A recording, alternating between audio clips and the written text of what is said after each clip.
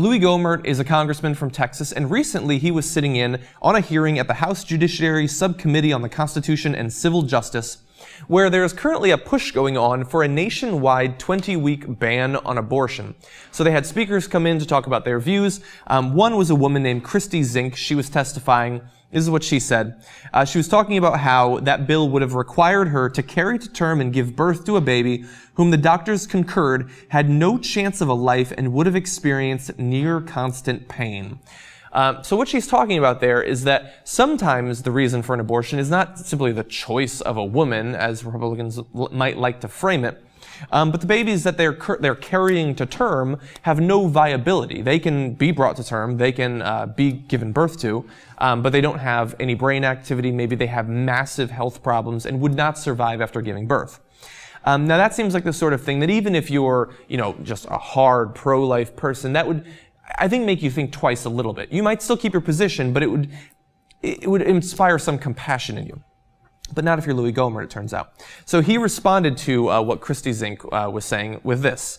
I apologize, this is kind of a long quote, but I want you to have the entire context. He says, "Being there in a neonatal ICU, I did see that there was one child there that was missing parts, including a spine." Parts. That seems like an important part. But he says, "And the parents ended up, when it was clear that there was no brain activity whatsoever, there was decisions that they had to make at that point.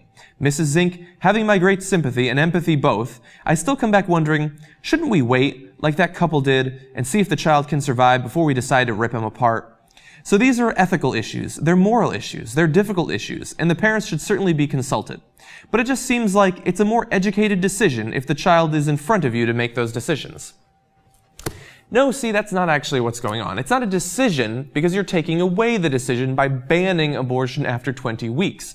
There you're saying, we'll let you make a decision at some point after the baby's already born, after it's illegal to have any sort of abortion. It's trying to appeal to, I guess, the reasonable person out there who's not really sure if they're pro or against abortion and talking about making decisions.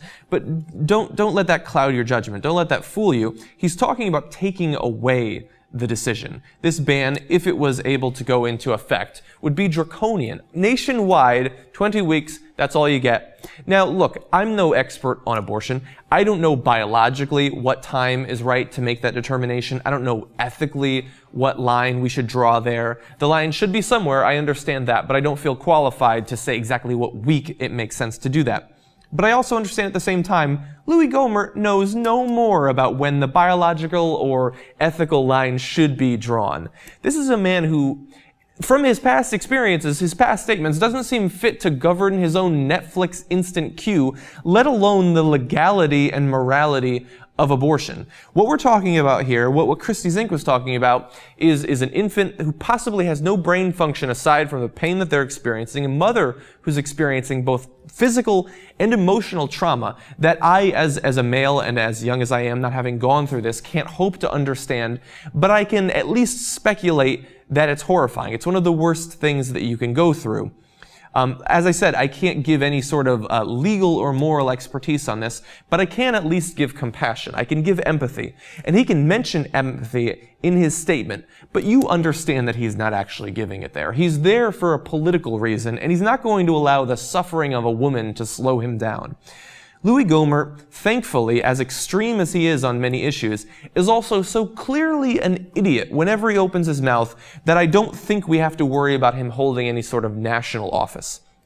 Perhaps if some other more intelligent right-winger becomes president someday, he'll get a cabinet position or something like that. But until then, I don't think we have to worry too much about him. Now, this is an important issue that we're talking about here. Louie Gohmert, thankfully, is not the only politician that's working on it.